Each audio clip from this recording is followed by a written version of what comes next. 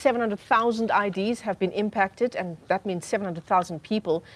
Joining us this afternoon is Thandeka Chauke. She is with Lawyers for Human Rights, the manager of the Statelessness Project at that organization. Thandeka, thanks very much for coming onto the program. Why the delay, as far as you know, in terms of Home Affairs complying with this court order? Thank you for having me. So we have not heard any communication from their legal representative, which is the state attorney, as to why the department has not complied. They had been given 90 days to deal with the list that Lawyers for Human Rights as well as LegalWise had submitted to Home Affairs in February.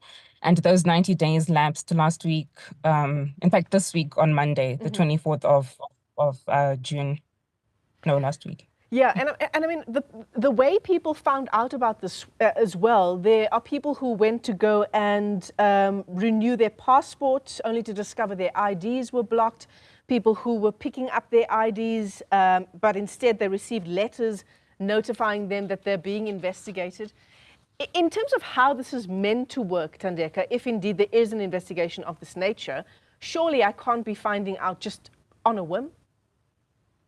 Exactly. And that is what the court has stated in the judgment, that the department does need to abide by the principles of administrative justice, and what the PAJA Act requires of them is to, in fact, inform people of a decision that has been made against them, especially decisions that have an adverse effect on the person. So with blocking IDs, would find that many of our clients would have walked into the bank, would have tried to renew their driver's license or passport, and then find out almost by mistake that their ID has in fact been invalidated. And what would follow after that is that you're not even given reasons. So you would have to do all the investigations for yourself to kind of figure out why the ID has been unblocked, and then to try and get assistance from the department has also proven very difficult for many of our clients.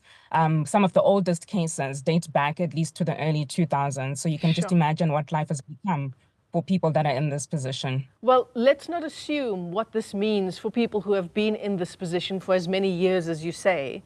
What does it mean for your ID to be blocked? Not for weeks, months, but for years. So some people might remember a few years ago when a man who had issues with his documentation had actually set himself on fire outside the Department of Home Affairs, because for him, life would be basically unbearable without documentation. And I think that's just an example of the kind of grief and stress that brings out a person who can't have access to identity documentation. So you can imagine all the things that you access on a daily basis with your ID, all the buildings that you can access, the services online. People with blocked IDs cannot do that. And I think what's also worse is that it goes beyond the individual to also impact on families. So you have those who are parents who have been put out of a job and therefore have no means to look after their families, those who have struggled to register their children, and now the children have inherited these issues with documentation. And then there's a psychosocial aspect, which I spoke about in the beginning. Yeah. And so it's really, it's a grave injustice to the people that are impacted, and something that deserves the urgent attention of the Department of Home Affairs. Absolutely. And when we talk urgent, right, it's a bit late for urgency now, because you talked about some cases dating back to the early 2000s. So I would argue that issues of documentation are inherently urgent, simply because of the many uses of an ID document. What I was pointing out to say, on a daily basis, people use their documents to interact with government services, with economic services, with banks, and to do basic administration. So it's inherently urgent, and it remains urgent even for those who have been blocked for more than a decade now. Yeah. And now with the court order, that also places a timeline on the department to comply, because without compliance, it effectively means that the minister and the DG are in contempt of the court order and could be liable to committal to prison because of this non-compliance with the court order. Yeah, certainly. Not to just make light of the job that Home Affairs also has at hand, right? There are certainly legitimate instances where this kind of investigation is warranted. And this is the work of Home Affairs when we ask that our government departments act and that they do the jobs that they are tasked with. This is one of the things that Home Affairs, I imagine, routinely will have to do. Yes, and indeed we've acknowledged that the Department of Home Affairs may have legitimacy security concerns. It is within their mandate to be able to monitor the National Population Register and to be able to have an understanding, an accurate record of who is in the country, who is not, who is leaving, and who is coming in. But these processes still have to be subject to what the PAJA Act requires of them. So there does still need to be principles of administrative justice. We have argued or put before the court that what the department needs to do is to go back and look at its SOPs, look at its internal policies and its practices to see that within that it infuses these safeguards of due process. Because at least if the person knows, you're given notice that we've picked up something, an error or an irregularity with the ID, they can then respond to that and then, clear it up with the Department of Home Affairs. But even an analogy that came out in the judgment is, for instance, a criminal. Or a suspected criminal, at least. When you're arrested, you have the right to be informed of your charges before and the right to be presumed innocent before proven guilty and then to be convicted. But what is happening with blocked ID victims is that they're being found guilty even before there's any sort of investigation. It's simply based on suspicion or the whim of the particular official who you're interacting with in that occasion. Do you have any clarity in terms of the clients that you have where they're certainly just based on the evidence you've been able to look through as your organization, where there's no evidence pointing to the fact that this ID should be blocked? Has it been an easy thing for them to resolve? So that is exactly the gripe, that people don't know why their IDs are blocked. Their IDs have been blocked based on suspicion, and when people walk into the Home Affairs offices, they're not given straight or clear answers.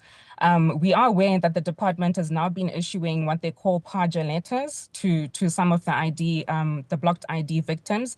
But even these letters don't state the reason for the blockage on the ID. It simply says that your ID is under investigation. And if you don't come and make representations within 14 days, we're going to cancel it. Once again, that is not administrative justice and it's not in compliance with what the court has stated. So I think there is a need for Home Affairs to revisit its policies to ensure that there aren't, these implications for innocent people, really. I want to say, Tandeka, that there's certainly a basis for the entire process to be streamlined to the point where all of these kinds of disputes and questions around identity go online, right? But obviously we know as a country we just don't have the kind of infrastructure that allows us, infrastructure and access that allows us to do that. Yes, indeed. And I think just a general kind of issue with the department has been service delivery. And I think people are hopeful with the new administration or the new minister that would be a priority for him to look at service delivery at Home Affairs and to see how we can improve the system to become more efficient so that it actually serves the people. So what's the way forward here for lawyers for human rights? These IDs still remain blocked. The department has not complied with a court order. In fact, the 90-day period, as you say, lapsed on the 24th of June. What now? What's the next step in terms of your organization? Well, part of the judgment part of the order includes a supervisory order, which means that the court maintains jurisdiction over compliance with the court order in terms of its content as well with the timelines. So we are able to approach the court once again to raise grievances that we have now with this lack of compliance and to get an understanding of what challenges the Department of Home Affairs is experiencing with compliance in order for us to make sure that the victims actually receive true justice. These IDs still remain blocked. The department has not complied with a court order. In fact, the 90-day period, as you say, lapsed on the 24th of June. What now? What's the next step in terms of your organization? Well, part of the judgment part of the order includes a supervisory order, which means that the court maintains jurisdiction over compliance with the court order in terms of its content as well with the timelines. So we are able to approach the court once again to raise grievances that we have now with this lack of compliance and to get an understanding of what challenges the Department of Home Affairs is experiencing with compliance in order for us to make sure that the victims actually receive true justice. In the interim, we have been receiving increasing numbers of people who continue to need help with blocked IDs.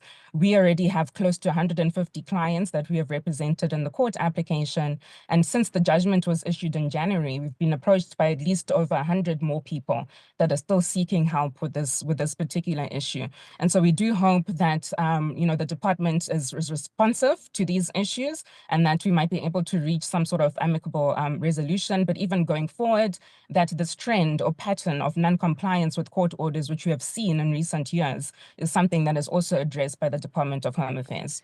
What is your advice, Thandeka, for someone who is still grappling with this?